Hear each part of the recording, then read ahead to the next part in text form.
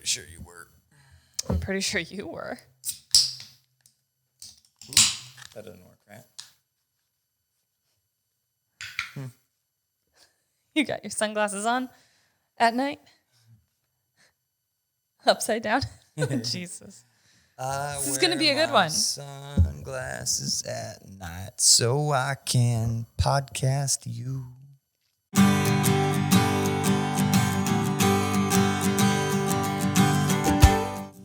He won't be able to read the questions with those on. I can't read them with them off.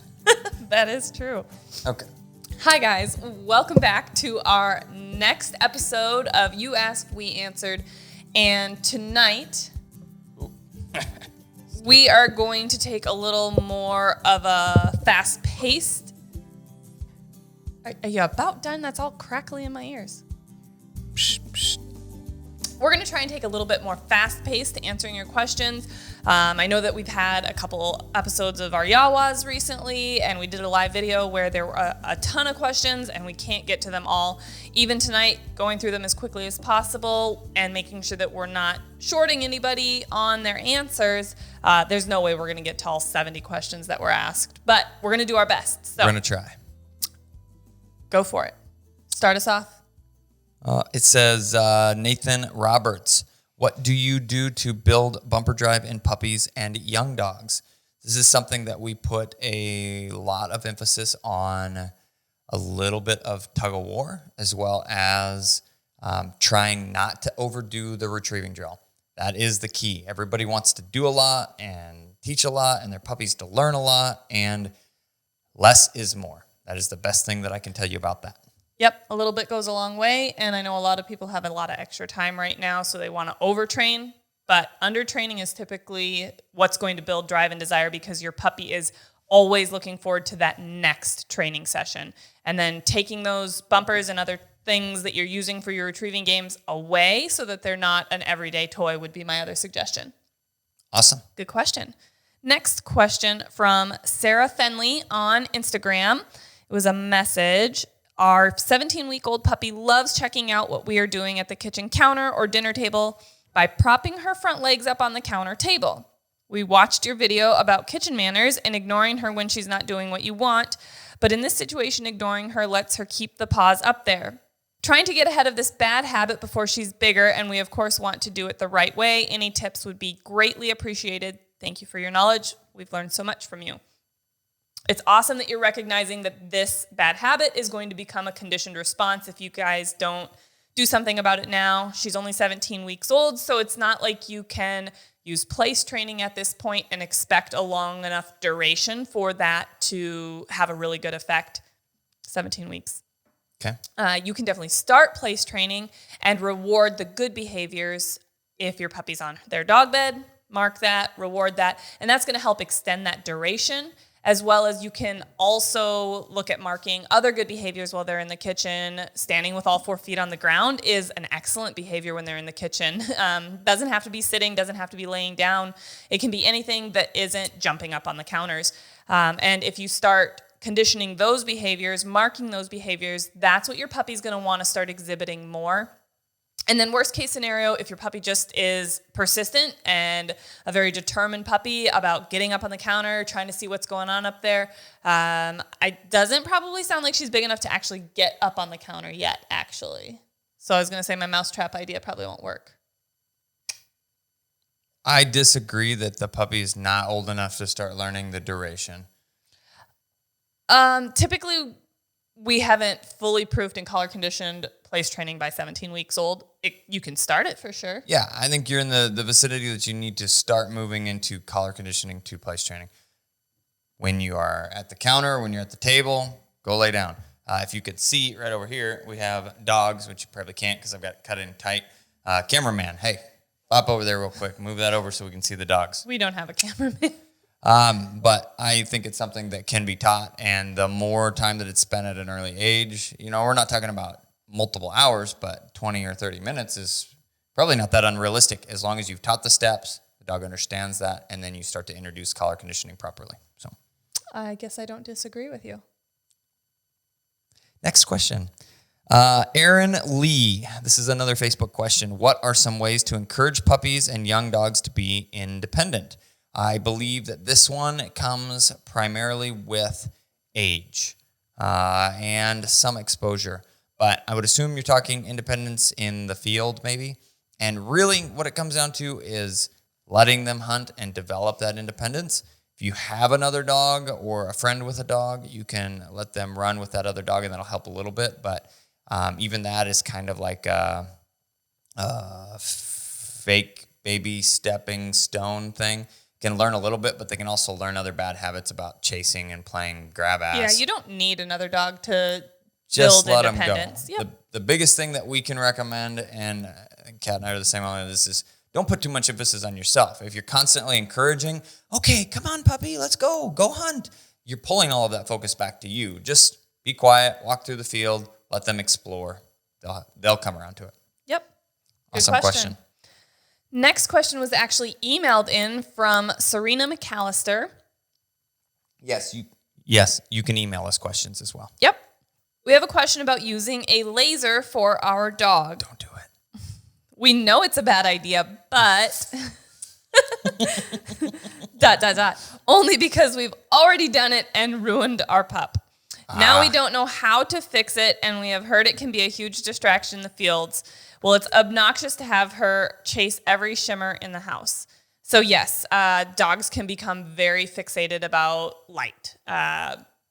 Just like it's cute to tease them a little bit when they're puppies, that is going to be a conditioned behavior, and they're going to start looking for any shimmer, reflection off of your phone, reflection off of a window, lights coming through from the street to fixate on, and it can be a really bad habit to get into. I don't know how old your dog is right now, but the sooner that you can try and interrupt that behavior and put less emphasis on any light watching, chasing, focusing behavior, the better. Things that you could do is if she's starting to focus on any light, redirect her focus, get her attention with her name, have her do something that she already knows, maybe giving her a chew bone or something like that to distract her from what she's fixating on. There's the potential that you could train the behavior out depending on how conditioned it is. And the reason why it's such a bad thing to work with is because it basically creates a dog that's neurotic in a sense of they never know when the game is going to start. They never know when the game is going to end. And they can never win the game. Yes, they never catch the light. So they're just constantly like stuck in, I have to find this thing. And, oh, there was something. Now I'm going to watch forever. And so I actually heard on another podcast that I was listening to one time, a guy talked about this. So I haven't done this personally, but the idea makes sense. It would basically be creating the laser thing as a game. So this is talking about using the laser more. But you start it by saying something, a cue-based thing, like we're going to play the game. And then you end it with some form of reward that pulls their focus to a different game.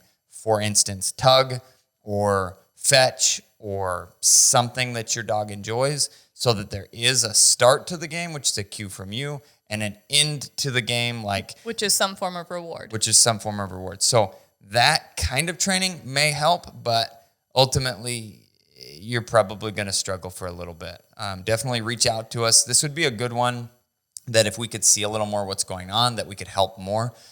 Check out patreon.com/Standing Stone Kennels. And if you sign up on there and kind of video what you're trying, we can kind of help you through that. So definitely a good question. We'd be happy to help. Next one I've got here, it says I think I'm still on Facebook. Yep. That look like Facebook. Yep. Tanya Sterner says, new subscriber here. Thank you for subscribing. And if you don't subscribe. Yeah. We if this is your first time to the channel, definitely hit that subscribe button. Oh, wait. We forgot to mention. I got to do a commercial break or something, whatever it's called. We have 25,000 subscribers now. It's awesome, and that's all thanks to you guys. So keep subscribing, and you're getting us there. Hey, we appreciate y'all. We are excited to pick up our new yellow lab puppy in a couple months. She will be a family dog and a hunting dog. Excellent. We have 2 adult rescue dogs before, but this is our first puppy. We want to get off to the right foot with house manners and socialization. We have a 4-year-old daughter, awesome, who we want to involve in the puppy training, very important. Any tips on the puppy-child dynamics around the house? Thanks so much for all of your incredible videos. Thank you for being a fan. Okay, so this is a great question and one that comes up, and I want to say this as a mild caveat here. I'm not trying to be rude. It really is this simple. Things like that you're going to struggle with are, one, the puppy and the kid are not going to be perfect to begin with. The puppy's going to bite your kid, knock them down, do all kinds of things that are puppy related. Now, a 4-year-old's a little better off, can kind of stand her ground a little bit, but at the same time, it's going to happen, especially in that probably 3 to 6 month range where they're still klutzy puppies and truly don't have any obedience mastered yet. You know, they're puppies. But some of the other things you're going to run into is the puppy's going to grab and probably chew up baby toys or kid toys, things like that. And really the answer to that is to put them away. And there was a second part to that question. They had made another comment. So they've also got a 9-month-old baby as well who'll be crawling by the time the puppy comes home. Perfect. They watch the videos of Sprig with our son, so they're very encouraged to see that. Makes them feel a little less crazy for adding a puppy into the mix with a crawler and a very active preschooler. Oh, yeah. I wouldn't worry about that. You can do it. Any kid puppy advice would be welcome. Trying to come up with a system for keeping kid toys picked up and away from the puppy, and a daily schedule to training, play, and adequate rest, alone time. I should add that I am home with the kids all day, and the preschooler is in preschool 3 days a week. Well, I should have read the rest of the question because it sounds like you've already got a lot of the good things that are in the back of your mind anyhow. It's going to be important to keep things picked up that you don't want the puppy to have access to, but at the same time, not disciplining them for everything in the beginning stages, right? We need to be able to say, oh, good job, you brought me something, because retrieving is important. Now, when you get a little further down the road and you've kept things picked up and there's a few things out, that's normal. We leave stuff out on occasion and dogs have to learn to leave them alone. There will be a crossover time period, a transition period where they start to have a little bit of discipline. It's like, okay, no, leave that alone here. And usually that just involves trading them for something that's equal or greater value. You say, here's a special thing for you. Leave this stuff alone. And as long as there is a mixture of a little bit of discipline and then the reward afterward, you get a pretty good point across. It's not like, here's a reward for bringing me the thing you're not supposed to have. It's, hey, don't do that. Now here, take this and go chew on a bone. This is a dog toy. So those would be a couple things. The next is going to be advocating as much for the puppy and as you are for your children, because you're going to say, puppy, leave the kids alone, quit biting and jumping on them. You have to say the same to the kids, and we do this with Aiden all the time. It is, Aiden, you need to pet them nice. And he even gets disciplined himself. Hey, that's not okay, because for whatever reason, he's fixated on eyes right now. And we've seen some horses and we've petted other animals and he wants to touch their eyes. And obviously that's not okay. So that's one that we have to kind of watch him pretty close. If he's petting their back, he's really good. But if he starts to pet their heads, he tries to touch their eyes. He's curious about that. So it's always just paying attention. Try as much as possible not to leave them unattended, and you'll be a lot better off. And there was definitely a time where we were limiting the exposure with our young baby and puppies and really monitoring those interactions. 9 months old, a little sturdier at that point, crawling around. Before 6 months, when they're barely able to sit up on their own and can get knocked over much more easily, we were pretty, proactive about watching the puppy, not pouncing on the baby. So 100%. So great question. Good luck. It's another one if you've got. Yeah, absolutely. And it's another one. Check out Patreon. I mean, we're happy to help you there if you've got specific things as you're going along, following that Sprig series. Anybody else that wants to find the link to those complete series, it is standingstonekennels.com/links. Throw that up somewhere. So here's a pretty good, right in my face. Thanks for that. So here's a good question that kind of talked a little bit about the kids' toys and things like that. Okay. My almost 12-week-old GSP is learning basic commands very well and is obedient most of the day. Although if she gets a random object in her mouth, whether that be a shoe or a piece of paper, she runs the opposite direction and thinks it's a game. But she is good about retrieving toys and dropping them when asked. How can I correct this? Now, this is ivy.thegsp on Instagram. So. Yes. This is where Ethan was talking a little bit about. So there needs to be a little bit of discipline for the naughty behaviors. But it sounds like your puppy has kind of turned this into a game where it's grab something and run away with it. And those type of situations are only going to be encouraged by going after them and chasing them. It just turns it more into a game, and they don't always necessarily understand it's a bad thing because it seems pretty fun when mom and dad chase me. 12 weeks is just on the cusp of starting collar conditioning typically for us. Usually we start that a little bit later or in that 12 to 16 week mark. If you've done your basics, it might be a good time to start that vibrate conditioning so that when they are wandering around in the house and playing, you can work on that recall if they pick something up. It sounds like they're doing a really good job with their toys and bumpers and retrieving objects, but we want that to transition over to things that they're not necessarily supposed to have. The other side of that, too, can be a conditioned response to discipline. When you're in that transition stage, it was what we talked about with that last. I mean, there is that fine line of they're avoiding picking things at this up point. and they're avoiding. Yeah, I don't want to get in trouble. I know I'm not supposed to have this. So if you put a little more emphasis on a reward for the retrieve or the bringing it to you, in the sense of just saying, good dog, thank you, take it away, and trade them for something of equal or greater value. They've got to be interested in it or it doesn't matter. So I think that's a good one. Yep. Sorry, Okay. I stole one of his, so you have to. No problem. I've got a Skip couple. ahead. It's your lucky day. Bow hunting _somewhere. We've got a few questions here. For a one dog family and thinking of a second, any recommended age gap and why?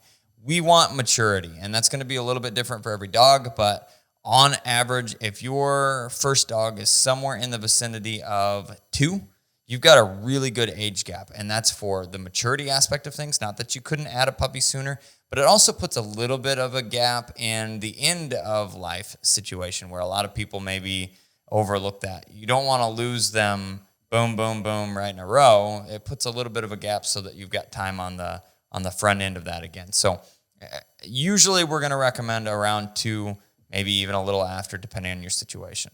Next question was, how long start to finish does it normally take for you to complete the trained retrieve? Any of our formal retrieving work, we're typically recommending approximately 8 weeks. Now, it could go a little longer, a little less, but approximately 8 weeks is a pretty good average. And then the last one here, at what age do you typically see a female come into season for the first time? This is all across the board. We've seen dogs come in as early as 6 months and hold out for their first cycle as late as a year and a half. Yeah. I don't know about quite 2, but maybe as far.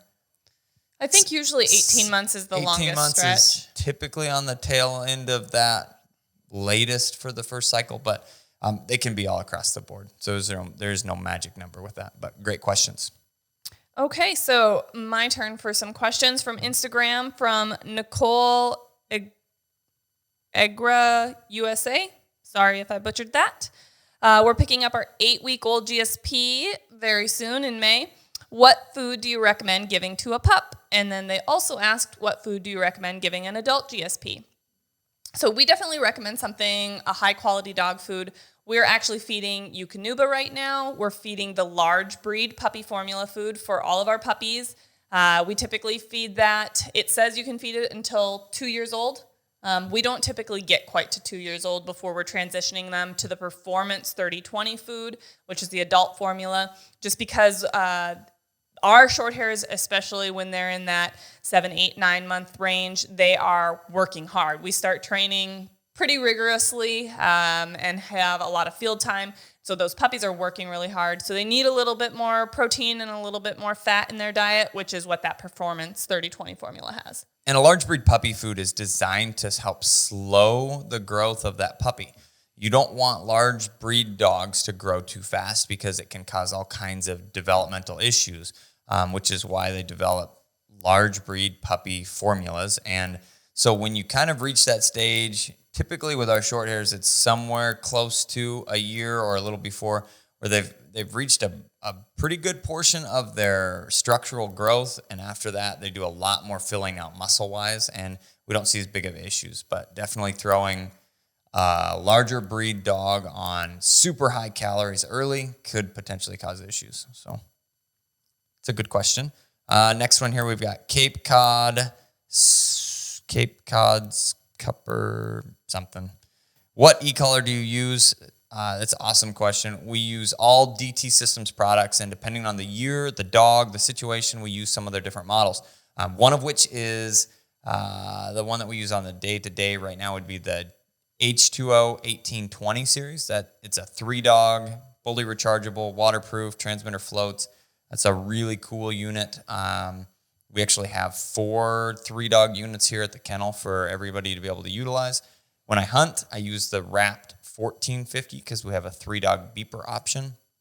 We actually have their K9 700 unit. It's a smaller box. It's got some cool features, and that's a single dog unit, but works on some smaller dogs because it's a smaller box. And then, but we also use it on some of the bigger dogs as well. It works on the bigger dogs for sure. Yep. But it is a smaller box, so it has a little less imprint, if you will. It's not such a clunky thing on a smaller dog. I really like the MR 1100 for the simplicity of the transmitter. It's got 3 buttons and your collar selector. It's a really good price point too. And it's a really good price point. It's got that little bit smaller box like Ethan was talking about the K9 unit having, which allows you to get it started on a puppy really easily. And like I said, very simplistic to use. Yep. So those would be some of the main ones that we're using. They do have other options. And guys, if you didn't know already, we have an online store. It's standingstonekennels.com/store. And that will take you over to be able to look at all of the things that we have available, including e-collars. So great question. Okay. Next question from Amber_Dell from Instagram. What are your thoughts on potty training a new puppy with a doggy door? So we don't use a doggy door. I think that it can work, but what I think can happen is that puppy goes in and out and in and out and in and out and in and out. And they can learn some naughty habits that way. Giving a puppy that much free access can lead to some behavioral issues that come along with boredom and entertaining themselves. But having a bell system or something like that where you're still in control of letting that puppy out, they go to the door to tell you they need out, they ring that bell. Yep. That's a good alternative that kind of meshes the two a little bit. So doggy doors could be something that you think about as well as in some of these like indoor-outdoor kennel setups.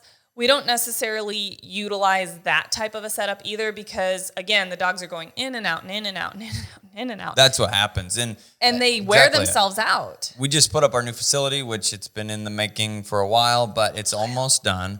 And, a lot of people ask us, oh, you got new indoor-outdoor runs. No, we do not because it causes all kinds of other behavioral issues while dogs are in for training.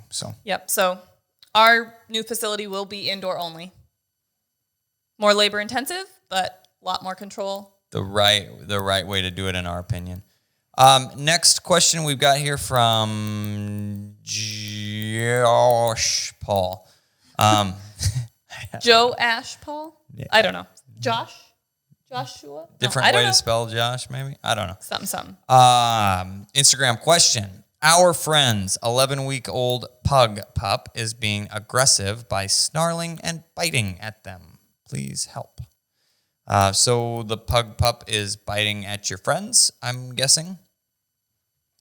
I'm going to say I would like to see more. Aggression is typically a strange behavior to work around, and we need to see more of what's going on, specifically when, how, why, all of the situational stuff. So this would be another one that we could try and help through Patreon, but I need to be able to see what's going on. Because reading that situation is really important. Is the dog truly being aggressive or are they playing improperly? And that needs to be addressed as well. Aggression comes in a couple different ways. The primary way that people see it's fear related. So if it's true aggression, it's probably fear-based of some sort, which comes to apprehension. But again, these are all assumptions because we don't know what's going on. So reach out with more info, please. So from JD Rosda, JD Rosda 61 on Instagram. Can you teach a dog to be a pointer and a flusher? Yes, you can. We utilize our dogs when we're hunting. They go on point, and a lot of times we tell them that it's okay and they can go in to flush the bird for us in front of us when we're hunting wild birds. That's definitely something that we typically wait to do with the dogs until they are a little more seasoned, have had some more steadiness, so that they can understand, hey, we don't get to just bust in and flush whenever we feel like it. It is a release. It's not, oh, we sometimes point, we sometimes flush. It's we always point, and sometimes we get to flush if mom or dad says it's okay. Absolutely. Good question. Here next, we've got DMD91 on Instagram. Should I train my pup to heel to the same or opposite side of my older dog? This is actually kind of a cool thing. So dogs can be taught to heel on both sides. You can also have dogs that are side specific. And I think that the more side specific you stay, the more consistent message you're sending to the dogs. And ultimately you'll be happier with that. But I have all of our dogs heel on the left, and we have some videos, and we'll probably put out some more or a specific one on this. And if you follow our Instagram page, it gets thrown up on the story a lot. Yep. Double dogs healing, more than that. Double, triple, quad. I actually have a photo that we got in South Dakota that I was getting ready to post here soon, just because, we go back through pictures and be like, hey, that would be a fun one to post, where I think it was Nix, Vex, Rex, and Muddy. There was, all four of them. All four of them healing with Ethan into the field. It was cool. And what ends up happening is it becomes a slight, hey, buddy, it becomes a slightly sloppier heel to an extent because there's a little more movement. And what I refer to it as is they jockey for position. So the dog on the outside maybe starts floating, you make a correction, and they pop all the way to the inside. And everybody kind of pops out. And then somebody else, maybe in the middle dog floats, you make a correction again, boom, they pop to the inside. So it kind of happens this. With two dogs, it happens a lot less. They do a lot better job with that than four, but definitely doable. I'd keep them on the same side. Same. Really How good much question. time do we have for a few more questions? We got a couple more minutes. Next question from Matthias Mays 1991 on Instagram. Hey there, I have been wondering how a typical day for the dogs in the kennel looks like since you have, and that got cut off. What a day looks like in the kennel for the dogs, with whatever the rest of that question was. So I'm going to make an assumption and just tell you what the typical day of the dogs look like. So dogs get let out first thing in the morning at 6 a.m. Like we said, we don't have indoor-outdoor runs, so the dogs need those let-outs. They get to go out to go to the bathroom in small groups. Dogs that get along well together, they go out, they go potty, they take care of business, they come inside, next group goes out. Once all of the groups get let out, hopefully we don't have many, if any, messes, but those do happen sometimes. Those all get cleaned up. And then the day-to-day stuff of training takes place. We get birds caught up, obedience training sessions start, field work starts. Those dogs get let out every 2 hours throughout the day until the last let out is about 9:30 at night. They go out for the last time at night, come back in, sleep until 6. They get fed twice a day, depending on the time of day, depending on the time of year. Depending on the time of year will determine the time of day that they get fed. So in the summer, when it's starting to get light out earlier and warm earlier, the dogs don't get fed until closer to noon, when that morning shift is coming to an end, and then they get fed in the evening around 5:30. In the winter, when it's dark out and cold in the morning, they get fed typically 7:30, 8 in the morning, and then again at about 5:30 in the evening. And that happens just based on available time for training. Training schedule. Yep. And we don't want them to be training right after they've eaten. And in the summer, we have to start training early. But that's typically what the day looks like. Training sessions throughout the day, multiple let-outs throughout the day, watching dogs take care of business and get training done. All right. I've got what looks like 2 that can go. They're pretty quick ones here. It says, J_truckin on Instagram. I need help to keep my dog steady with YAWA training. How do I do it? This one I'm going to answer with check out our new 3-part video series there, mini series on YAWA training. It's on YouTube. It's one of our most recent videos. If you go to the links, it will take you to our most recent videos. Yep. And so we just posted that one. StandingStoneKennels.com/links. That'll take you to the channel, and you'll see the list of the most recent videos. YAWA training with Legend, 1, 2, and 3 parts there. That'll show you how to do it. Next question I've got here is from cal.livings_. I have a 2.5-year-old GSP. Is it too early to start on supplements? I don't know what specific supplements that you're talking about. As well as we don't know what food you're feeding. Yep. So those things kind of make a difference. Definitely reach out, or cal.livings_. Reach out to us and let us know kind of a little more information, or why you're looking into supplements. Are you seeing some issues? What are you trying to work with here? And we can give you a little more. How old was their dog? 2.5. Okay. Yep. So typically 2.5, we don't do a whole lot of supplementing, but it kind of depends on what's going on. So definitely reach out to us and give us a little more info. Time for one more question? Sure. Yeah, we got time. From Camden.cox.28 from Instagram, when you get a new puppy, do you have any preference on the gender? This is actually a really great question, and I get it a lot. Or I get people that are stuck on, I have to have a male or I have to have a female. So for us, gender preference typically has more to do with what we're looking to add to our breeding program than, oh, I like males or, oh, I like females. I like males. I like females. Yep. I got Nix right here snuggling up, getting pet on. Another video we did, a YAWA video, Quest was here getting loved on and cuddled on. She's actually curled up on the dog bed over there. So I love dogs, male, female, it doesn't matter. As long as they are well-bred and have good personalities, I like them. We typically look to fit a male into our program when we're, getting the males from our breeding program a little bit older, starting to get to that retirement age. We look to add a female when we need to add a new female to the program. My thing that I like to stress to people when they're saying, oh, well, I have to have a male because I've had one female and she was just crazy. Perfect. Or I was saying they have to have a male because they've had one female and she was just crazy and all the other males were perfect, or vice versa, whichever. It doesn't really matter. What I'm getting at is people get stuck in their mind what they have to have. Or grandpa always had females and he said they're the best. Yep. But most people have a small demographic that they're pulling from. Sure. You're looking at People a pool of maybe less than 10 dogs over their lifetime, maybe 10, like Ethan said. Currently, we own 10 dogs all at once. So we've had lots of dogs over our lifetime already, and that number is just going to get bigger. The differences that you see between males and females is more based on the litters that you got those puppies from. Again, typically people don't even get breeding or puppies from similar breedings. They may get them from different kennels, which each kennel has their own breeding philosophy. So those dogs are very dissimilar, and you're truly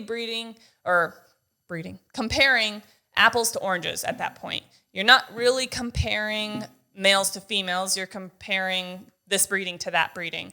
So we like to look at it as, I think a dog from this breeding. If you're talking about the same breed, you're probably still talking about apples to apples. But like the difference in a green apple and a gross Fiji mush apple or something like that. A Red Delicious. Red Delicious, yeah. It's like the difference between a Red Delicious and a, what are the ones you always get?